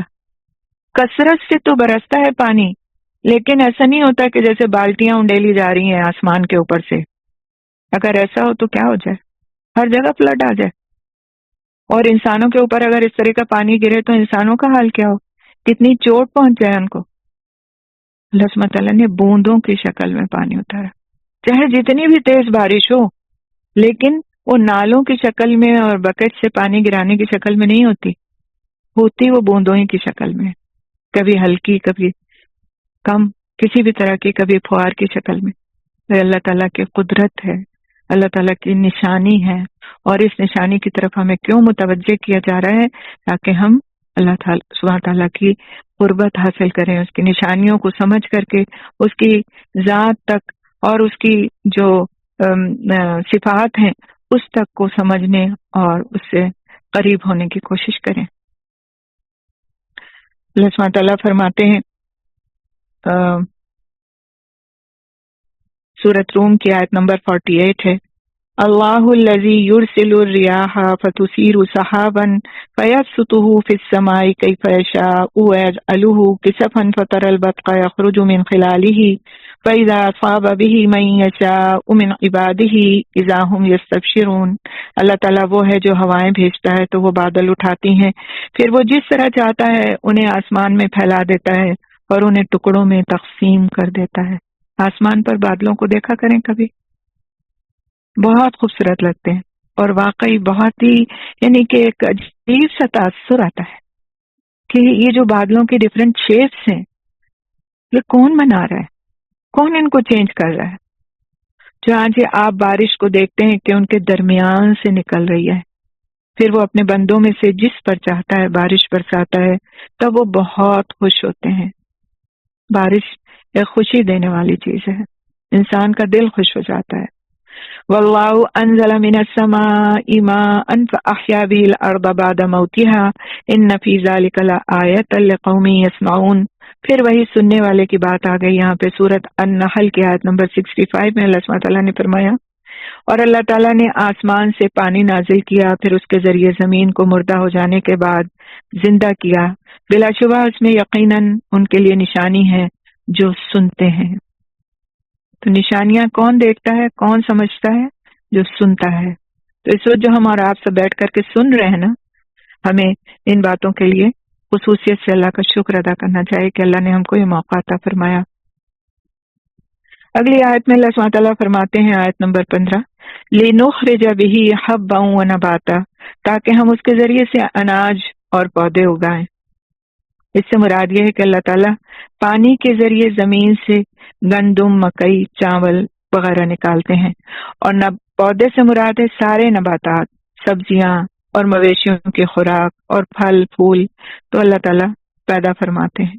اسی طرح سورۃ انعام کی آیت نمبر 99 میں اللہ سبحانہ تعالیٰ اسی مضمون کو مزید وضاحت سے بیان فرماتے ہیں، وَهُوَ الَّذِي أَنزَلَ مِنَ السَّمَاءِ مَاءً فَأَخْرَجْنَا بِهِ نَبَاتَ كُلِّ شَيْءٍ فَأَخْرَجْنَا مِنْهُ خَضِرًا نُخْرِجُ مِنْهُ حَبًّا مُتَرَاكِبًا وَمِنَ النَّخْلِ مِنْ طَلْعِهَا قِنْوَانٌ دَانِيَةٌ وَجَنَّاتٍ مِنْ أَعْنَابٍ وَالزَّيْتُونَ وَالرُّمَّانَ مُشْتَبِهًا وَغَيْرَ مُتَشَابِهٍ انظُرُوا إِلَى ثَمَرِهِ إِذَا أَثْمَرَ وَيَنْعِهِ इन्न फी ज़ालिकुम लआयातिल लिक़ौमी युमिनून, और वही ज़ात है जिसने आसमान से पानी नाजिल किया, सो हमने उससे हर किस्म की नबातात उगाई, तो हमने उससे सब्ज खेती निकाली जिसे हम तह बतह दाने निकालते हैं, और खजूर के दरख्तों से उसके गाभों से, और खजूर के दरख्तों से उसके गाभों से झुके हुए खोशे हैं, और अंगूर और जैतून और अनार के बागात हैं, आपस में मिलते जुलते और न मिलने जुलने वाले। उसके फल को देखो जब वो फल लाए और जब वो पकता है, बिलाशुबा इन चीजों में यकीनन निशानियां हैं उन लोगों के लिए जो ईमान लाते हैं। वजन्नातिन अल्फाफा, तो और घने बागात, तो बारिश के पानी से ही घने बागात फलते फूलते और शादाब रहते हैं। आयत नंबर 16, वो इन बागात में फलों की लजीज किस्में पैदा करता है, सभी एक जमीन से पैदा होते हैं, जैसा कि अल्लाह सुब्हानहू तआला फरमाते हैं सूरत अर्राद की आयत नंबर 4 में, वफिल अर्दि क़िताउम मुतजाविरातुम व जन्नातुम मिन अनाबिन व ज़रउन व नख़ीलुन सिनवानुन व ग़ैरु सिनवानि युस्क़ा बिमाइन वाहिद व नुफ़द्दिलु बअदहा अला बअदिन फ़िल उकुल इन्न फ़ी ज़ालिका लआयातिन लिक़ौमिन याक़िलून, और जमीन में एक दूसरे से मिले हुए टुकड़े हैं, और अंगूरों के बागात हैं और खेतियां हैं, और खजूरों के दरख्त हैं, बाज कई तनों वाले हैं और बाज एक तने वाले, सबको एक ही पानी से सैराब किया जाता है। पानी एक ही है, जमीन एक ही है, और हम उनमें से बाज को मजे में बाज पर फौकियत देते हैं। बिलाशुबा इसमें उन लोगों के लिए यकीनन निशानियां हैं जो अक्ल से काम लेते हैं। तो जिस रब ने इतनी नेमतें अता की हैं जो न शुमार की जा सकती हैं, न जिनकी मकदार का अंदाजा किया जा सकता है, तो तुम उसकी दी हुई खबर को कैसे झुटलाते हो कि तुम मौत के बाद दोबारा उठाए जाओगे। मौत के बाद दोबारा उठाए जाओगे, इस बात को कैसे झुटलाते हो। तो यहीं पर हम रुकते हैं। आज थोड़ा सा वक्त हमारा ऊपर हो गया, कुछ हमने मजीद बातें भी की थी, तो इंशाअल्लाह ताला नेक्स्ट क्लास में उम्मीद है कि हम इस सूरत को मुकम्मल करेंगे।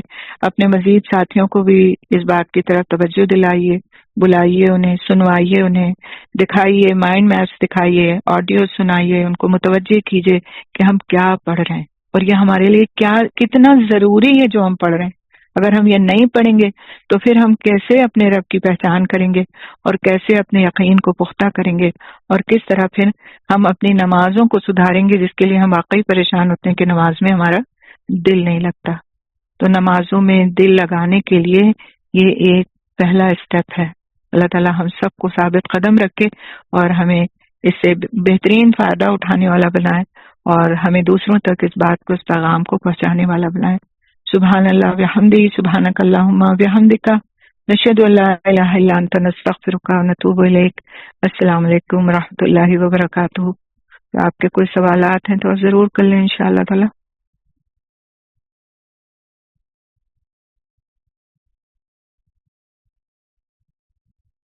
और आप लोग रिकॉर्डिंग भी मैं कोऑर्डिनेटर से कहूँगी, अगर आप लोग कर रहे हैं तो रिकॉर्डिंग ऑफ कर दें, क्योंकि क्वेश्चन आंसर का सेशन जो है आप लोग रिकॉर्ड ना करें, अदरवाइज तो रिकॉर्डिंग बहुत लंबी हो जाएगी, फिर आपको अपलोड करने में मुश्किल होगी।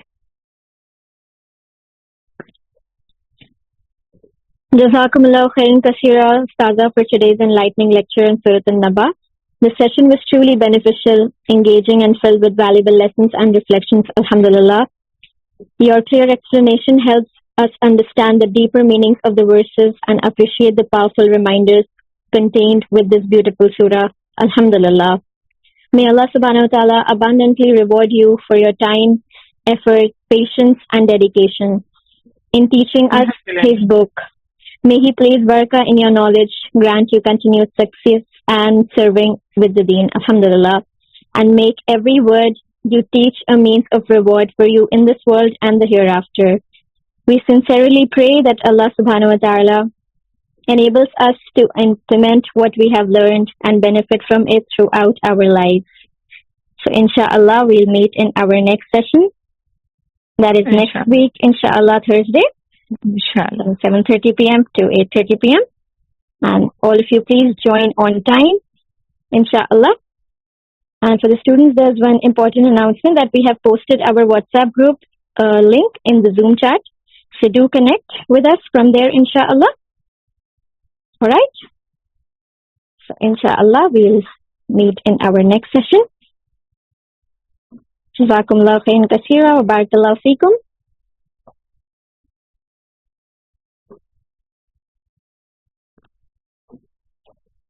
Is there anyone with any doubt? You can type your doubt in the chat box. We'll inshallah connect with you from there. If anyone is having any problem, you can raise your hands.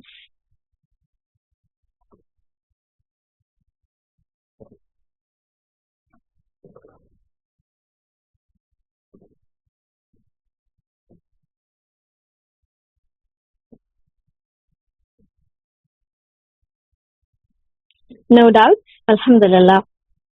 So I hope everything is clear to all of you. Yes?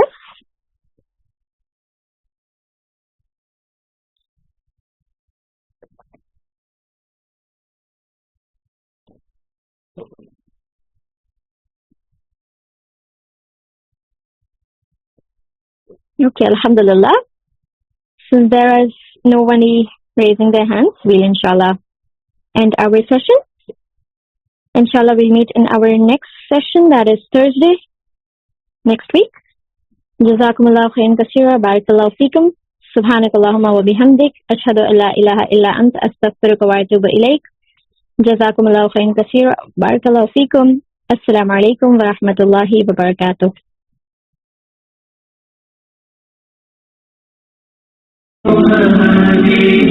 حينما رددت يا رب العباد وانتشت روحي وصار الدمع يجري يا إلهي خذ بقلبي للرشاد أشرقت نفسي بنور من فؤادي حينما رددت يا رب العباد وانتشت روحي وصار الدمع يجري يا إلهي خذ بقلبي للرشاد